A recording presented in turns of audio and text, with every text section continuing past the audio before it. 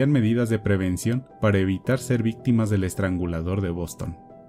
Al pasar varias semanas y noticias, la sociedad era optimista de que el homicida se había detenido. Una tensa calma, una mensurada confianza flotaba en la sociedad bostoniana, hasta que llegó el mes de Navidad, ya que cambió el rumbo de la historia. El miércoles 5 de diciembre de ese mismo fatídico 1962, el cuerpo de Sophie Clark yacía boca arriba. Sus ojos abiertos, inmóviles, aparentaban estar viendo sus sueños esfumarse, sueños que se destrozaron por la violencia de un intruso en su domicilio. El cuerpo de Sophie tenía la ropa desgarrada. En esa escena, el liguero y las medias negras de la joven de 20 años no lucían sensuales, sino sórdidos. La blusa floreada que eligió para ir esa tarde a la escuela estaba marchita y el sostén roto como su pulso. Sophie fue estrangulada, con una enagua y una media atornilladas a su cuello. Sophie Clark fue la primera mujer joven en ser asesinada por el estrangulador y la única de raza afroamericana. Con este homicidio, los investigadores volvieron a colocarse en el precipicio de la incertidumbre, pues el patrón había sido modificado. Además, el delincuente, por descuido o a propósito, dejó un rastro a los sabuesos, semen en la alfombra. Antes de terminar el año, el estrangulador de Boston atacó de nuevo. El lunes 31 de diciembre, Patricia Bissett no se presentó a su trabajo como recepcionista. Su jefe se comunicó con el conserje del edificio donde vivía la joven, quien también estudiaba en la universidad. Al entrar a su domicilio, notaron que Patricia estaba durmiendo el sueño eterno. Fue fácil deducir que había sido asaltada sexualmente y estrangulada, pero lo macabro estaba en el nudo en su cuello, como quien encuentra un placer perverso en lo estrafalario. El estrangulador echó mano de 4 prendas de vestir para acabar con la vida de Patricia. Primero ató una blusa directamente a la piel del cuello, encima de una media de nylon, y arriba de esto, 2 medias más, amarradas, conformaron el torniquete de la tela. Patricia tenía 23 años y un mes de embarazo. Después del último golpe del estrangulador, la sociedad se sacudió más fuerte. No era que las muertes de las ancianas fueran poco, no era que las jóvenes asesinadas entraran en un inventario que ya no tenía poca sorpresa, pero que una mujer embarazada integrara la lista mancillada eliminó cualquier indiferencia, si es que había alguna. Así pasaron poco más de 2 meses, y el sadismo fue creciendo. El miércoles 6 de marzo de 1963, el estrangulador de Boston manchó de sangre el primer tercio del año. Su siguiente víctima fue una mujer de 69 años, a quien violó, estranguló y golpeó en la cabeza, además de apuñalar sus pechos con un tenedor, que dejó clavado en un seno. Sí, Mary Brown fue asesinada con el odio de quien desea lastimar hasta la entraña. Si hasta aquí has perdido la cuenta de las víctimas, te recuerdo que llevo narrados 9 asesinatos. Faltan 4 más. Igual de sádicos, igual de enfermos, igual de tétricos. ¿Quieres seguir escuchando esta intrigante historia? No le cambies de estación. Lunes 6 de mayo. Beverly Sammons, de 23 años, no acudió a su ensayo con el coro al que pertenecía, porque el estrangulador asaltó su domicilio. Fue violada, pero el culpable no eyaculó en ella. Su cuello sufrió el embate de un ahorcamiento, pero no fue la causa de su deceso. En lugar de eso, Beverly recibió un número descomunal de cuchilladas. Al menos 4 en el cuello, 12 en el pecho y 5 alcanzaron el pulmón izquierdo. Para ese acto de bestialidad, a Beverly le ató las manos hacia la espalda con una bufanda, le colocó 2 pañuelos de seda y una media de nylon en el cuello, y para callarla, le metió un trozo de tela en la boca. Curiosamente, Beverly hacía su tesis sobre aberraciones mentales. La historia continúa. El 8 de septiembre de 1963, la muerte, disfrazada de un hombre perturbado que encontró su catarsis en el dolor ajeno, alcanzó a Evelyn Corbin, de 58 años. Por la mañana, la mujer compartió el desayuno con una vecina y aprovechó su día libre para hacer planes. Iría a misa y después almorzaría con la misma amiga. A la 1 de la tarde, la amiga de Evelyn la buscó en su departamento, y como no le abrió, entró a la vivienda para gritar al ver a Evelyn muerta sobre su cama. En el cuello, el collar mortal hecho por 2 medias. Evelyn fue violada en su día de asueto, y terminó descansando en paz. Llegó el 22 de noviembre de 1963, una fecha que siempre se recordará en Estados Unidos, porque fue el día en que asesinaron al entonces presidente John F. Kennedy, en la ciudad de Dallas, Texas.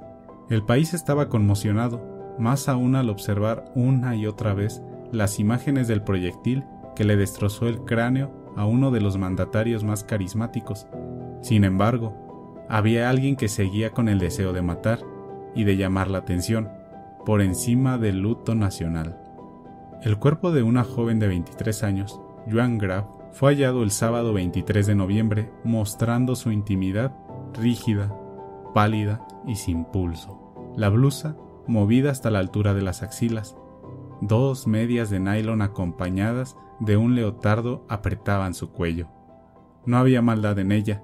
Los domingos impartía clases como maestra y le gustaba el arte. Terminó el año de 1963, pero al estrangulador le sobraba lujuria y rencor.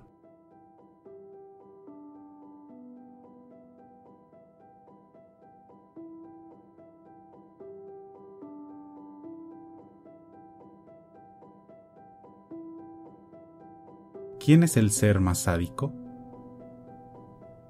Para entonces había miles de páginas en el expediente del estrangulador de Boston, pero ninguna pista contundente que lo llevara a la policía a su arresto. Pasaron meses hasta que el homicida cometió un error: no matar a una de sus víctimas. El martes 27 de octubre de 1964, un hombre se hizo pasar por detective e ingresó al domicilio de una joven, a quien le aplicó el mismo ritual. La amarró, la violó, y cuando la estaba asfixiando, se detuvo al verse en el espejo. Por primera vez, su reflejo de criminal lo sacudió. El estrangulador le ofreció disculpas a la chica y escapó. La víctima llamó a la policía y proporcionó los rasgos suficientes para elaborar un retrato hablado que condujo a la policía hasta la detención de Albert DeSalvo. Decenas de mujeres lo reconocieron como DeSalvo. Decenas de mujeres lo reconocieron como su violador. Las sospechas y los recuentos hacían pensar que si Albert DeSalvo era el estrangulador de Boston, después del asesinato de Mary Sullivan, abusó sexualmente de alrededor de 300 mujeres. Era viernes 6 de noviembre de 1964 cuando Albert DeSalvo fue detenido y trasladado al hospital de Brentwood, que en realidad era una especie de cárcel, para ser observado. Hasta ese momento y hasta el final de sus días nadie lo acusó de ser el estrangulador de Boston. Cuando fue detenido, él solo era señalado como el responsable de las violaciones del hombre verde, ya que DeSalvo siempre usaba ropa de trabajo de tal color para ingresar a los domicilios de sus víctimas y agredirlas sexualmente. Homicidio en Año Nuevo. El sábado 4 de enero de 1964, 2 mujeres que compartían el domicilio con Mary Sullivan regresaron del trabajo y supusieron que estaba dormida. Por la hora de la cena, la llamaron y al no recibir respuesta, entraron a su cuarto. Allí la encontraron en su cama, sentada con la espalda recargada en la cabecera. Esa noche, los gritos se congelaron con la escena e inmediatamente llamaron a la policía, que llegó para tomar nota de que la jovencita de 19 años fue asfixiada con una media de nylon y 2 bufandas. Y no solo eso, el estrangulador la violó con una escoba y dejó una tarjeta de Año Nuevo entre los dedos de uno de sus pies. ¿De quién fue la culpa? ¿Quién lo culpó de las 13 muertes atribuidas al estrangulador de Boston? Nadie. ¿Quién aseguró que Albert DeSalvo era el asesino en serie que usaba medias de nylon para asfixiar a mujeres solas en sus casas? Nadie. Nadie ajeno a él, es decir, el propio Albert DeSalvo, y solamente él, se atribuyó la autoría de las 13 muertes que aterrorizaron a Boston.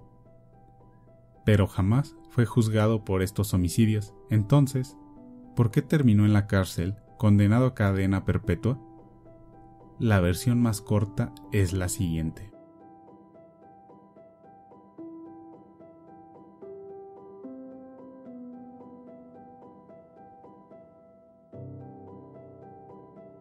Se ha contado que Albert de Salvo se enteró de que la recompensa por la información que llevara a capturar al estrangulador era de $10,000. Entonces decidió culparse y quiso llegar a un acuerdo con otro criminal, George Nassar, a quien conoció en el hospital de Bridgewater.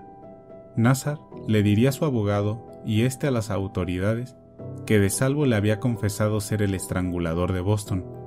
El plan de Albert calculaba obtener la recompensa a través del abogado de Nassar, repartirla y así dejar a su familia asegurada económicamente. De Salvo no temía que lo condenaran a la silla eléctrica, porque alegaría problemas mentales. Lo cierto es que aunque Albert de Salvo se empeñó en contar detalle a detalle de cada uno de los homicidios de las 13 mujeres víctimas del estrangulador, los investigadores nunca obtuvieron pruebas contundentes y satisfactorias para acusarlo por esta lista de crímenes. Después de más de 2 años de estudios, interrogatorios y encierro, Albert de Salvo fue llevado a juicio el lunes 9 de enero de 1967. Los delitos por los que se le acusó fueron robo a mano armada y atentado contra el pudor. Su defensa lo declaró no culpable por estar mentalmente enfermo. Fue hasta el miércoles 18 de enero cuando terminaron los alegatos y el juez lo declaró culpable y condenado a cadena perpetua. De Salvo fue llevado al hospital de Bridgewater y después encerrado en una prisión de máxima seguridad. Antes de ser trasladado, el viernes 24 de febrero, Albert y 2 reclusos escaparon, pero fueron detenidos 36 horas después, ya que el mismo De Salvo llamó a su abogado para que fuera por él. Los psiquiatras aceptaban que el tipo estaba enfermo y que deseaba recibir ayuda, y por eso llamaba la atención de esa forma, fugándose, pero en lugar de ser asistido, De Salvo fue llevado a la cárcel de Waypool, donde permaneció hasta el domingo 25 de noviembre de 1973, cuando fue hallado muerto. ¿Qué sucedió con las investigaciones en torno al estrangulador de Boston y a Albert de Salvo como primer sospechoso de esos crímenes? Con la detención de Salvo, los homicidios con ese modus operandi cesaron, pero no hubo pruebas para juzgar a Albert por esos delitos. Tras la muerte de este hombre, el expediente permaneció abierto, aunque sin más trabajo de investigación. Así, fue hasta 1995, en este año, Kay Sherman, sobrino de Mary Sullivan, la última víctima del estrangulador, leyó el libro titulado Los estranguladores de Boston, en el que sostiene que no hubo un asesinato solitario, sino varios homicidas que se fueron imitando. Case preguntó a su madre su opinión acerca de la responsabilidad en la muerte de su tía Mary Sullivan, y le contestó que ella estaba convencida de que Albert de Salvo no había matado a su hermana. Cassie Sherman contactó a Richard de Salvo, uno de los hermanos de Albert, para pedirle que trabajaran juntos y lograr que se retomara el caso, ya que después de revisar las grabaciones de las confesiones de Albert, muchas de ellas no coincidían con los reportes de las autopsias. Fue hasta el año 2001 cuando el cuerpo de Albert de Salvo fue exhumado para tomar muestras de ADN y compararlas con la evidencia en la muerte de Mary Sullivan. No lograron establecer coincidencias, solo descartaron que De Salvo la hubiera violado, pero sin eliminar las sospechas de que sí la asesinó. No obstante, en julio de 2013, gracias al avance en las técnicas forenses y del análisis de ADN, un grupo de investigadores determinó estar seguros en un 99.99% que Albert de Salvo fue el asesino de Mary Sullivan. Contaron que durante algún tiempo siguieron los pasos de un sobrino de Albert de Salvo y obtuvieron sus muestras genéticas cuando tiró en la calle una botella que había manipulado. De ese envase obtuvieron muestras que al compararlas con los datos almacenados en el expediente de los años 70, concluían que Albert de Salvo asesinó al menos a Mary Sullivan, una de las 13 víctimas del estrangulador de Boston. ¿Fue Albert de Salvo el estrangulador de Boston? Nunca tendremos la certeza, solo el fantasma de la sospecha.